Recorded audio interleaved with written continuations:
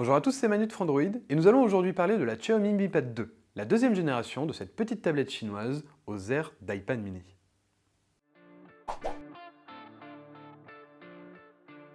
Si la première génération ressemblait déjà beaucoup à un iPad mini en plastique, cette Mi Pad 2 s'en rapproche d'autant plus que Xiaomi a opté pour des matériaux plus nobles et notamment un dos en aluminium argenté sur lequel il ne manque qu'une pomme croquée pour faire parfaitement illusion. Tout comme les autres tablettes de cette taille, elle peut être tenue confortablement et fermement à une seule main, laissant la seconde libre pour naviguer. En revanche, dès que l'on souhaite tenir la tablette à deux mains, il est difficile de ne pas appuyer sur l'écran ou sur les touches tactiles sous l'écran avec ses pouces ou sa paume. L'écran justement est pour sa part mi-figue, mi-raisin.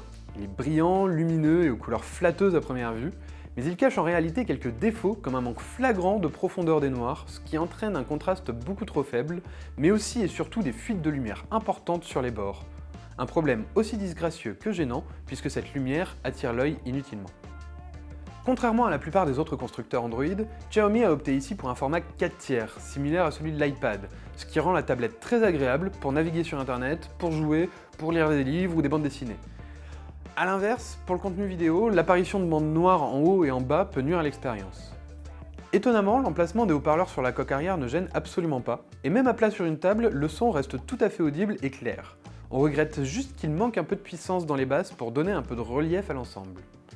Mais le design n'est pas le seul point qui rappelle la tablette d'Apple, puisque l'interface est également très proche d'iOS. On note par exemple l'absence de tiroir d'application, mais même l'agencement des paramètres et la teinte du fond d'écran par défaut sont assez équivoques.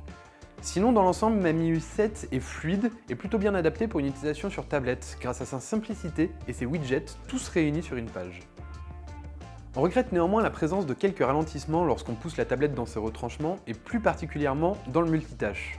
Pour ce qui est des jeux, le résultat est très disparate également, et Real Racing 3 par exemple tourne sans le moindre problème, alors qu'Asphalt 8 et Hitman Sniper sont presque injouables tant le framerate est souffreteux. Enfin, Lara Croft Relic Run ne veut tout simplement pas se lancer. Si elle a des bons côtés, notamment au niveau de ses finitions, la Mi Pad 2 est donc un cran en dessous de ce qui se fait actuellement sur le marché, et on ne peut que la déconseiller, sachant que la Shield tablette de Nvidia est actuellement au même prix. N'hésitez pas à vous abonner à notre chaîne YouTube pour retrouver toutes nos vidéos.